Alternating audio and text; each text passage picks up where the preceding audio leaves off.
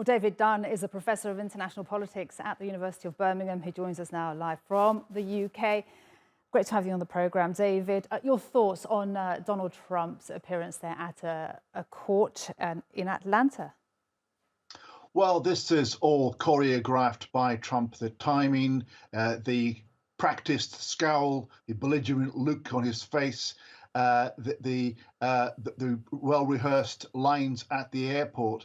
He is milking this for what it's worth.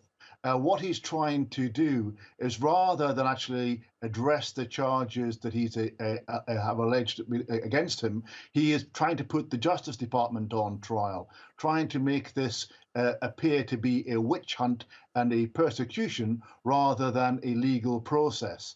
And of course, the huge amount of media attention that he's got in doing this keeps him in the headlines and allows him actually, as a presidential candidate, to talk about this process rather than about his record in office or indeed his plans for if he were to get a second term in the White House. That's an incredible point, isn't it? That, as you say, he's milking it, just to use your terms, because also I understand he chose prime time in the US to go and be there at that Atlanta jail. And he even faced the media. He spoke to them and, of course, called it a witch hunt. And he's even tweeted I don't know if the word is, or put on X now, the mugshot. What do you make of that mugshot? Because I had a previous guest on, David, who said this will now be very significant because Americans don't want to vote for a criminal defendant as president. Do you agree?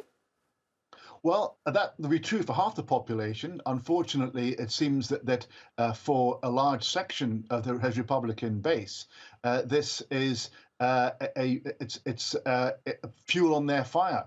I heard a Republican strategist this morning saying that his posting of that mugshot on Twitter and elsewhere was like, in the Batman movie, the bat signal to his base to rally round him and send him money. He has put out a call for money, and one estimate is that he will get $20 million as a consequence of posting this picture. It is choreographed, it is planned, it is part of a cynical attempt to actually put on a mugshot, which most people would regard as a point of shame in their lives, that they have been arrested for serious crimes. Instead, what he's trying to do is to reverse that and to actually make it a rallying call to his base. I say he must have spent hours in the mirror getting that look. It is quite a look. It is quite the scowl, and it will become an iconic image, and that is exactly what he wants. People to respond to Trump as victim, to Trump as the persecuted victim of the US Department of Justice, rather than actually addressing the substance of the 91 crimes that are alleged against him, or indeed actually talking about his record in office. The fact that he failed to build the wall, that he failed to secure the southern border, that he described climate change as a hoax, that he actually withdrew from the Paris Agreement.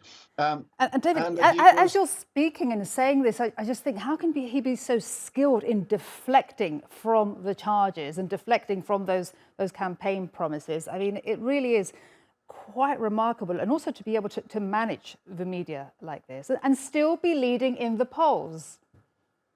Yeah, it is extraordinary, but he has a team of advisors who are working with him to actually make this the media show that it is. But you must remember that Trump is not a politician by training. He is a showman. He came to national prominence by being this larger-than-life theatrical character on The Apprentice. And indeed, he actually only entered the presidential race to get better terms and a better contract and more money for his Apprentice show rather than anything else. And it seems actually that a large section of Americans like this. They actually like politics as theater. If you look at the Republican debates that just took place this week in Wisconsin, the crowd were booing and jeering. It was like a circus or a gladiatorial format rather than a serious political debate. And when in an age of social media, it's images, it's memes, it's sound bites, it's the theatricality rather than the substance of policy that seems to dictate the media coverage and indeed what the American public want. Incredible.